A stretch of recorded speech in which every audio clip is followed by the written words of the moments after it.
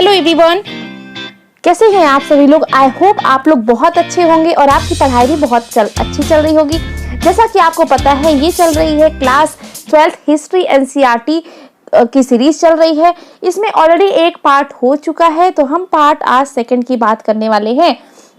आज हम part second की बात करेंगे। तो सबसे पहले मैं बता दूं कि हम पार्ट फर्स्ट में क्या क्या पढ़े थे। हमने पार्ट फर्स्ट में देखा था कि हड़प्पाई मुहर कैसी होती थी। साथ ही हमने देखा था कि हड़प्पाई सभ्यता के लोगों के बारे में हम किन किन चीज़ों से वहाँ के लोगों के बारे में, जीवन शैली के बारे में पता लगा सकते हैं। इन सभी बातों के बारे में हमने उस वीडियो में डिस्कस किया था। आज हम पार्ट सेकंड के बारे में पढ़ने वाले हैं। पार्ट सेकंड में हम आगे पढ़ेंगे कि मोहनजोदाड़ो का जो एक नियोजित शहरी केंद्र था वह किस प्रकार का था, उसमें क्या क्या अनूठी पहल थी, कौन कौन सी प्रसिद्ध वस्तुएं थी, प्रसिद्ध पुरा स्थल कैसे है, सबसे प्रसिद्ध पुरा स्थल के रूप में कैसे उभरा। इन सभी बातों के बारे में हम इस वीडियो में चर्चा करने वाले हैं। अंत तक हमारे साथ बने रहिएगा इन सारी बातों के लिए, सारी बातों को जानने के लिए। चलिए स्टार्ट करते हैं अपना वीडियो एक धमाकेदार तरीके से। फटाफट सभी लोग तैयार हो जाए, पेन कॉपी रख लें और वीडियो को लाइक कर लें, चैनल को सब्सक्राइब कर लें। चलिए बात करते हैं मोहनजोदाड़ो की। आज हम इस वीडियो में बात करेंगे मोहनजोदाड़ो की। मोहनजोदाड़ो यह किस प्रकार से एक नियोजित शहर के रूप में आपको दिखता है, यानी मोहनजोदाड़ो की बात करते हैं, जोदड़ो की बात करते हैं, तो यह किस प्रकार से एक नियोजित शहरी केंद्र था। यानी मोहनजोदाड़ो हड़प्पा सभ्यता में एक नियोजित शहरी केंद्र था। संभवतः हड़प्पा सभ्यता सबसे अनूठा पहल शहरी केंद्रों का विकास था। हड़प्पा सभ्यता में सबसे अनूठा पहल जो था वह किसका था? वह सभ्यता शहरी केंद्रों का विकास करना था। किसका था? शहरी केंद्रों का विकास करना था। समझ में आई बात? आइए ऐसे ही एक केंद्र मोहनजोदड़ो और सूक्ष्मता से देखते हैं। हालांकि मोहनजोदड़ो सबसे प्रसिद्ध पुरा स्थल है। मोहनजोदड़ो सबसे प्रसिद्ध पुरा स्थल के रूप में उभरा है। सबसे पहले खोजा गया हड़प्पा स्थल कौन सा है? तो वह मोहनजोदड़ो ही है। तो सबसे पहले अगर क्वेश्चन पूछता है कि सबसे पहले किस हड़प्पा स्थल को खोजा गया, तो आप कहेंगे वो है मोहनजोदड़ो। मोहनजोदड़ो की खोज सबसे पहले की गई। किसकी की गई? मोहनजोदड़ो की खोज सबसे पहले की गई है। बस्ती दो भागों में विभाजित थी। दो भागों में यह मोहनजोदाड़ो बस्ती दो भागों में विभाजित थी। एक छोटा लेकिन ऊंचाई पर बनाया गया, दूसरा कहीं अधिक बड़ा लेकिन नीचे बनाया गया।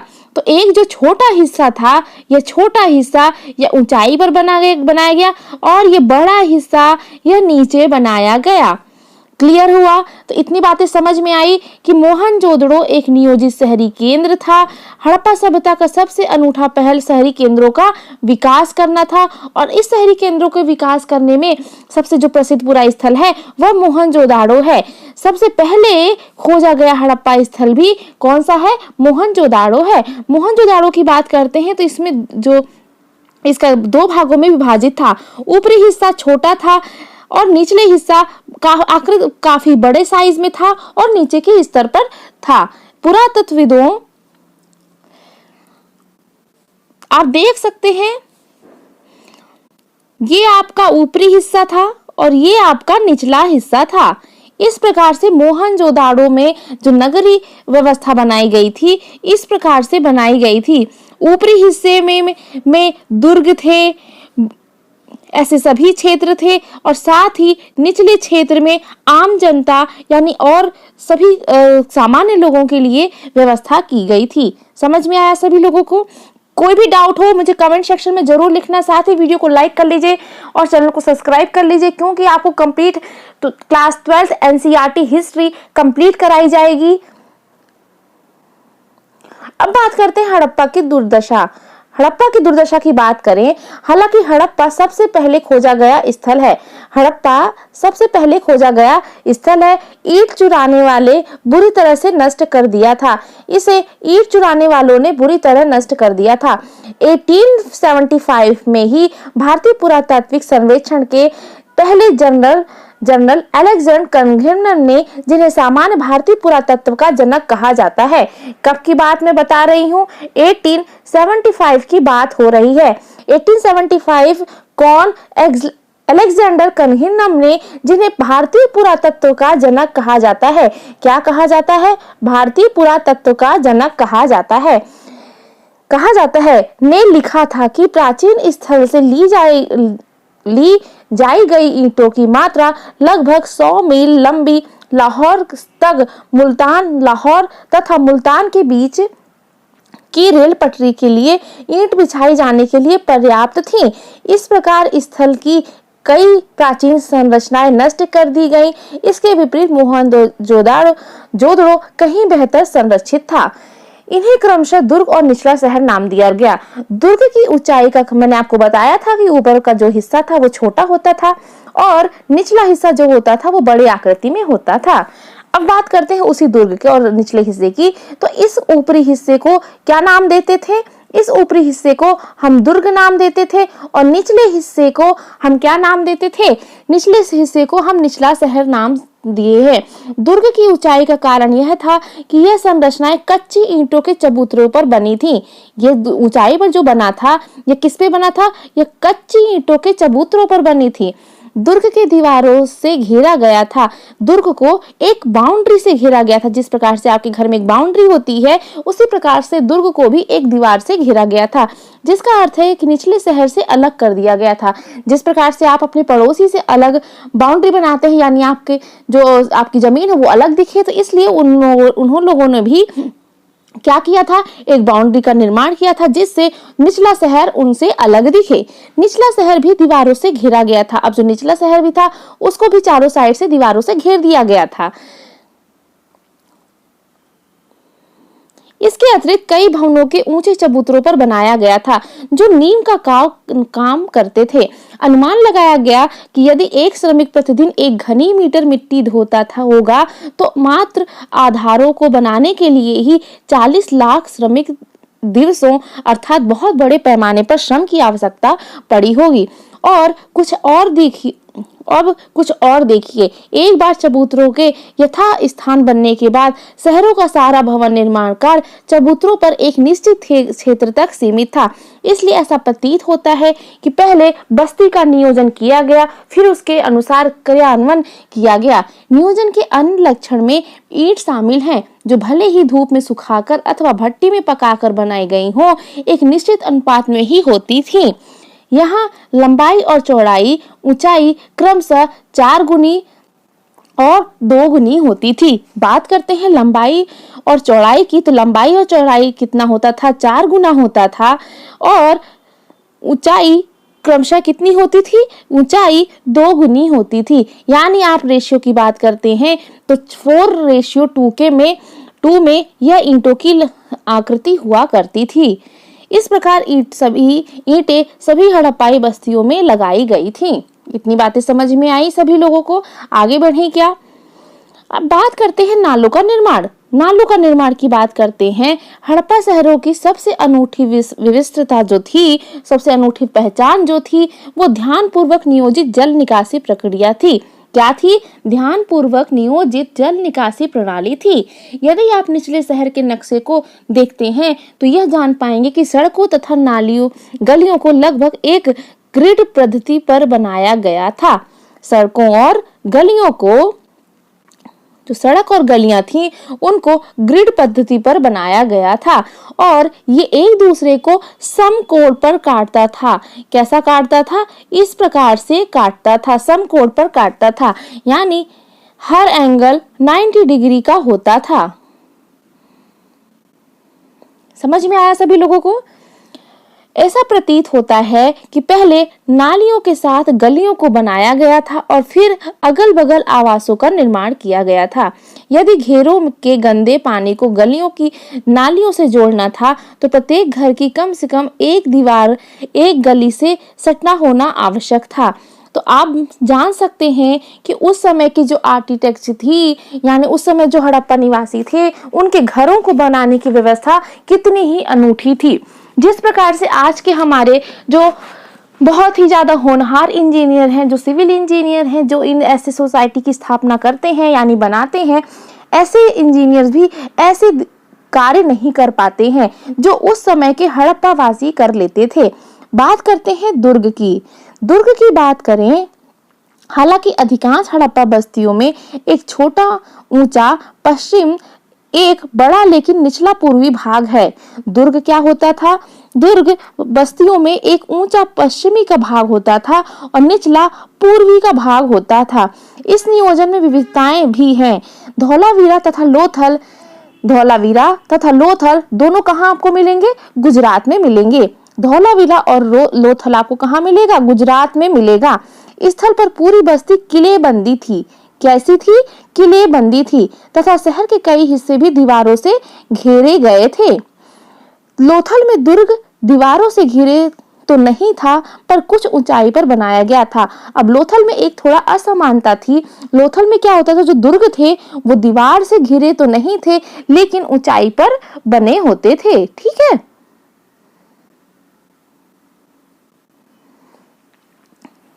आगे बढ़े। अब गृह स्थापत्य की बात करते हैं। गृह स्थापत्य की मैं बात करूं तो मोहनजोदाड़ो का निचला शहर आवासीय भवनों का उदाहरण प्रस्तुत करता है। मैंने आपको बताया था कि ये ऊंचाई वाला हिस्सा था जिसे क्या कहते थे? दुर्ग कहते थे।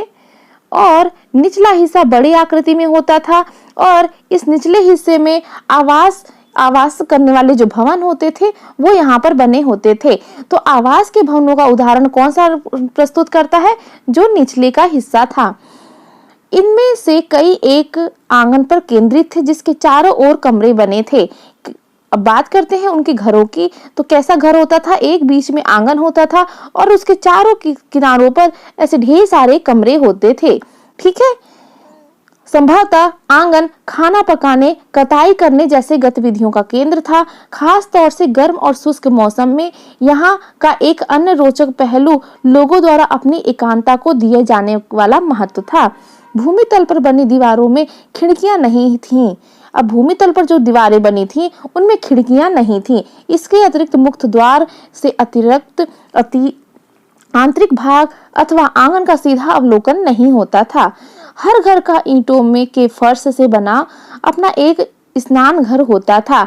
यानी हर घर में किससे बना होता था? उनका फर्श ईंटों से बना होता था और वह स्नान घर कहलाता था, जिसकी नालियां दीवार के माध्यम से सड़क की नालियों से जुड़ी होती थी। यानी इसकी जो नालियां होती थी वह दीवार के माध्यम से सड़क की जो नालियां बनी थी उनके माध्यम से जुड़ी हुई होती थी। कुछ इस प्रकार से दूसरे तल पर छत पर जाने हेतु बनाई गई सीढ़ियां होती थी। अब दूसरे तल पर क्या होते थे? छत में जाने के लिए इस प्रकार से सीढ़ियां बनाई गई होती थी।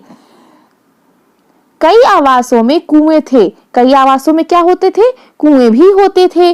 अधिकांशतः ऐसे कक्ष बनाए गए थे जिसमें बाहर से आया जा सकता है, जिनका प्रयोग संभवतः राहगीरों द्वारा किया जाता था। विद्वानों ने अनुमान लगाया कि मोहनजोदाड़ो में कुओं की कुल संख्या लगभग 700 थी। लगभग कुओं की संख्या कितनी थी? 700 आपको देखने को मिलेगी। तो ये थी मोहनजोदाड़ो की गृह स्थापत्य की पूरी कहानी। किस प्रकार से गृह का स्थापत्य होता था, खिड़कियां कहाँ होती थी और आंगन किस प्रकार से बनाए जाते थे, नालियों का निकास किस प्रकार से दिया जाता था, स्नानागार में ईंटें किस प्रकार से लगी होती थी और स्नानागार के साथ ही वहां पर सीढ़ियां किस प्रकार से बनाई गई होती थी। ये सारी आपको स्थापत्य, जो गृह स्थापत्य है, ये कहाँ देखने को मिलेगी? तो यह मोहनजोदाड़ो यानी जो निचला शहर था, आवासीय भवनों का था, वहां पर देखने को मिलती है।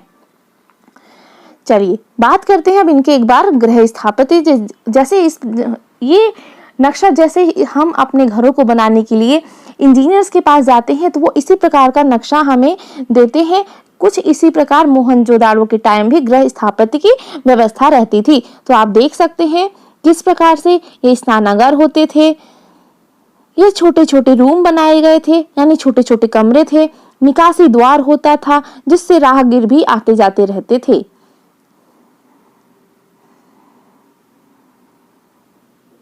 चलिए आगे बात करते हैं अब तक खोजी गई प्राचीनतम प्रणाली।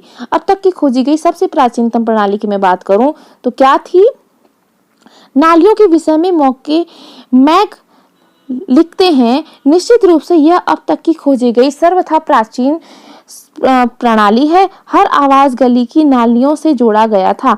हर आवास को गली की नालियों से जोड़ा गया था। तो आप सोच सकते हैं कि हड़प्पा वासी सब स्वच्छता को लेकर कितने ही अग्रसर थे कि वह अपने गलियों में गंदगी नहीं करते थे। यानी गलियों में, हर एक गली में नालियां होती थी और हर एक घर के जो नालियां, घर का जो गंदा था वह नालियों के माध्यम से निकल के बाहर, शहर के बाहर चला जाता था। हर आवास गली में नालियों से जोड़ा गया था। मुख्य नाले गारे से जमाई गई ईंटों से बनाए गए थे। इन्हें ऐसी ईंटों से ढका जाता था जिन्हें सफाई करने के लिए हटाया जा सके। कुछ स्थानों पर ढकने के लिए चूना पत्थर की पट्टिका का भी प्रयोग किया जाता था। किस प्रकार की? चूना पत्थर की ऐसी ऐसी पट्टिका होती थी, उनका भी उपयोग किया जाता था। घरों की नालियां पहले एक हौदी या मलकुंड में खाली होती थी, जिसमें ठोस पदार्थ जमा हो जाता था और गंदा पानी गली की नलियों में बह जाता था। यानी नल, जो आवास की नलियां थी वो पहले कुंड में जाती थी, उसके बाद यहाँ का जो पानी था वो आगे की तरफ बढ़ जाता था। कुछ अंतराल पर सफाई के लिए हौदियां बनाई जाती थीं। यह पुरातत्व का एक अजूबा ही है। मलबे मुख्यतः रेत के छोटे छोटे ढेर समानतः किसी निकास के नालों से के अगल बगल पड़े मिल जाते थे, जो दर्शाते हैं कि नालों की सफाई के बाद कचरे को हमेशा हटाया नहीं जाता था।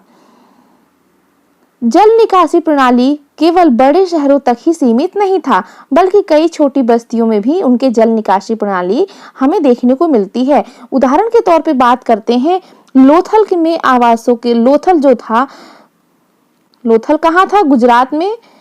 तो लोथल निर्माण के लिए जहां कच्ची ईंटों का प्रयोग किया जाता था, वहीं पर इनके निर्माण के लिए नालियों का प्रयोग, पक्की ईंटों का प्रयोग किया जाता था। समझ में आया सभी लोगों को? आगे बढ़े।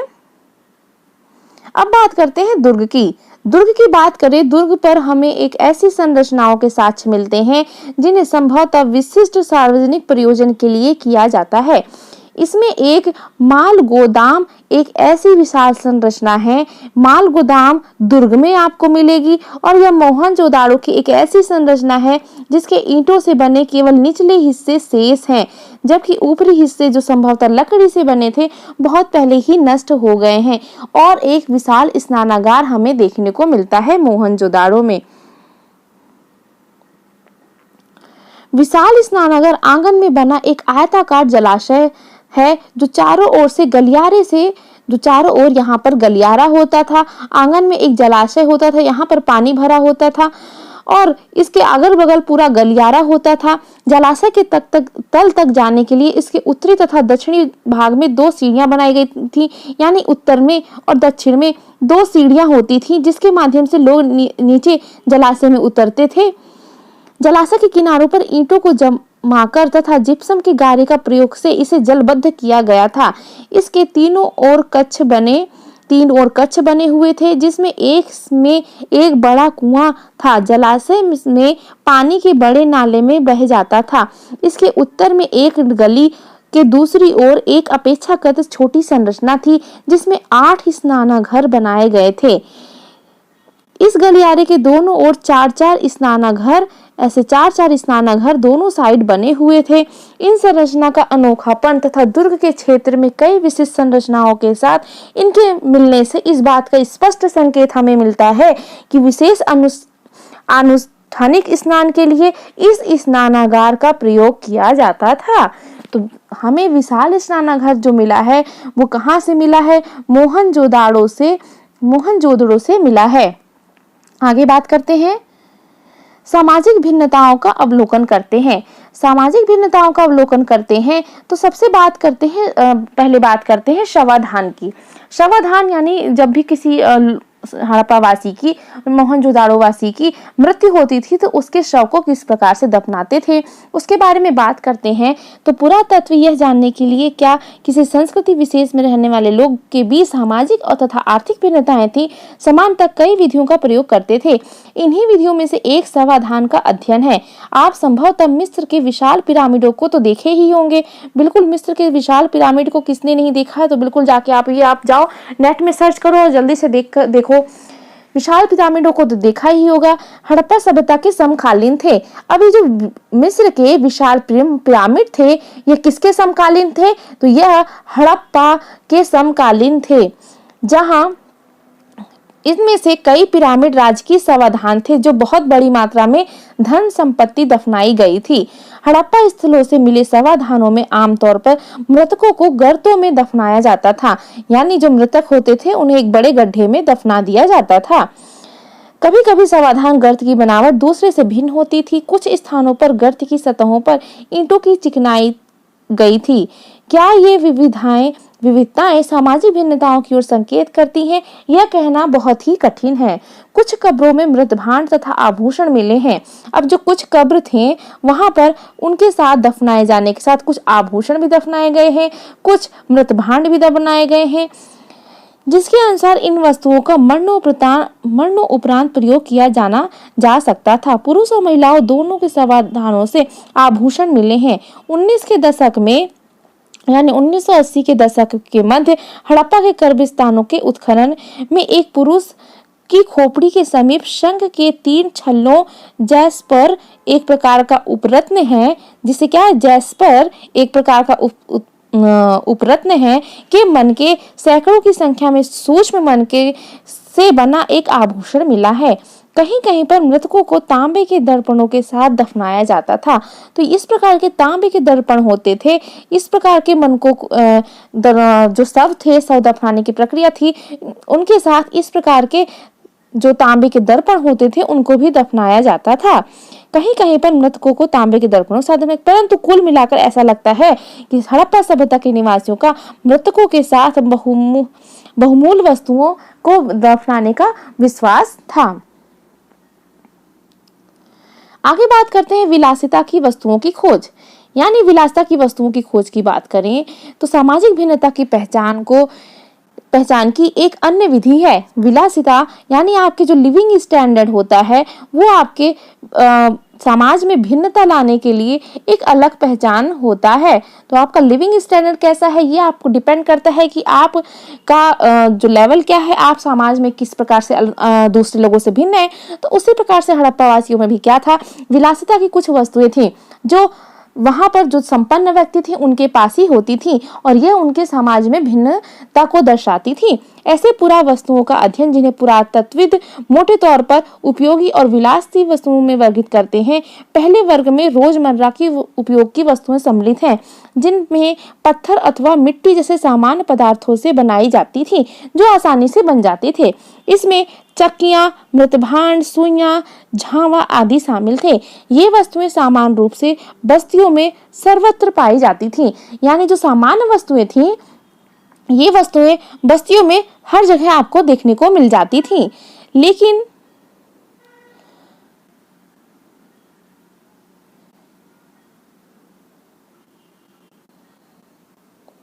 सर्वत्र देखने को मिलती थी।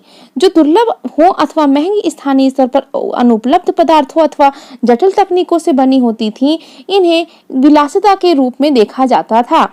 इस प्रकार फ्योन्स घिसी हुई रेत अथवा बालू तथा रंग और चिपचिपे पदार्थों के मिश्रण से पकाकर बनाया गया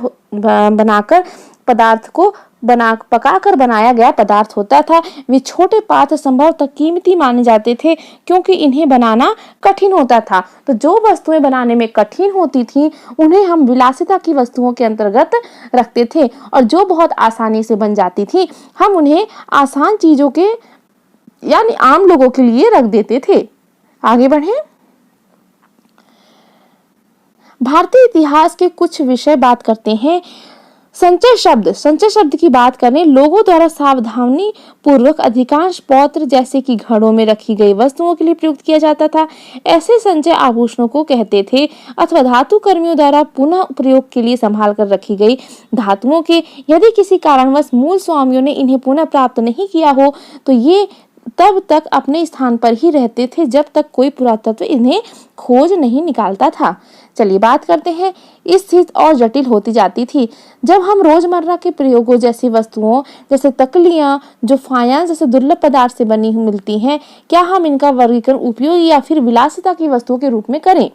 यदि हम ऐसी पुरा वस्तुओं के वितरण का अध्ययन करें तो हम पाते हैं कि महंगे पदार्थ से जो बनी वस्तुएं होती थी, दुर्लभ वस्तुएं होती थी, वो समानतः मोहनजोदाड़ो और हड़प्पा जैसी बड़ी बस्तियों के में केंद्रित थी। जो ऐसी विलासितापूर्ण वाली वस्तुएं थी वो मोहनजोदाड़ो और हड़प्पा जैसी बड़ी वस्तुओं के बीच केंद्रित आपको देखने को मिलेगी। छोटी वस्तुओं में विरल वस्तुएं ही मिलती थी। उदाहरण के लिए फ्रांस से बने लघु पात्र जो संभवतः सुगंधित द्रव्यों के पात्रों के रूप में प्रयुक्त होते थे। जैसे आज के जमाने में हमारे जो परफ्यूम्स होते हैं, सेंट होते हैं, उनको प्यारी सुंदर सुंदर बोतलों में रखा जाता है। उसी प्रकार वहाँ उस हड़प्पावासी क्या करते थे, जो सुगंधित द्रव होते थे उनको रखने के लिए फ्रांस से बने लघु पात्र होते थे, उसमें उन सुगंधित द्रवों को रखा जाता था, वो प्रयुक्त होते थे। अधिकांश ऐसे जो वस्तुएं थी यह मोहनजोदाड़ो और हड़प्पा जैसे स्थलों पर हमें देखने को मिलती है। अधिकांश मोहनजोदाड़ो और हड़प्पा से मिली हैं, कालीबंगा जैसी छोटी वस्तुओं से बिल्कुल नहीं मिलती हैं। यानी कालीबंगा जैसी जो छोटी बस्तियां थी वहां से ऐसे महत्वपूर्ण यानी बहुमूल्य हमें पौत्र देखने को नहीं मिलते हैं। सोना भी दुर्लभ था, संभवतः आज की तरह कीमती था। यानी जिस प्रकार से आज के डेट में सोना की वैल्यू बहुत ज्यादा है, उसी प्रकार से उस समय भी सोना बहुत दुर्लभ तरीके से मिलता था और उसकी कीमत भी बहुत ज्यादा होती थी। हड़प्पा स्थलों से मिले सभी भूषणों संचयों से प्राप्त हुए हैं। तो कैसा लगा ये वीडियो मुझे कमेंट्स में लिखकर जरूर बताइएगा। वीडियो में आपको कोई डाउट रहा हो तो कमेंट में जरूर ड्रॉप करिएगा अपने मैसेज कि मुझे इस टॉपिक पे या फिर इस पॉइंट में मुझे डाउट था। और वीडियो को लाइक और शेयर करना बिल्कुल मत भूलिएगा। अपने छोटे भाई बहनों दोस्तों को शेयर करिए ताकि उनको भी इस वीडियो का लाभ मिल सके। मिलते हैं नेक्स्ट वीडियो में एक नए टॉपिक के साथ। तब तक इस वीडियो को रिवीजन करिए, साथ ही पार्ट 1 एंड पार्ट 2 को दोनों को रिवीजन करिएगा। आगे के मैं चैप्टर्स आपको इसी क्रम में पढ़ाते चलूंगी, तो हमारे साथ बने रहिए। हमारे साथ अपने टॉपिक को रिवीजन करने के लिए, हमारे साथ अपने 12th NCERT हिस्ट्री को कंप्लीट करने के लिए बने रहिए। मिलते हैं नेक्स्ट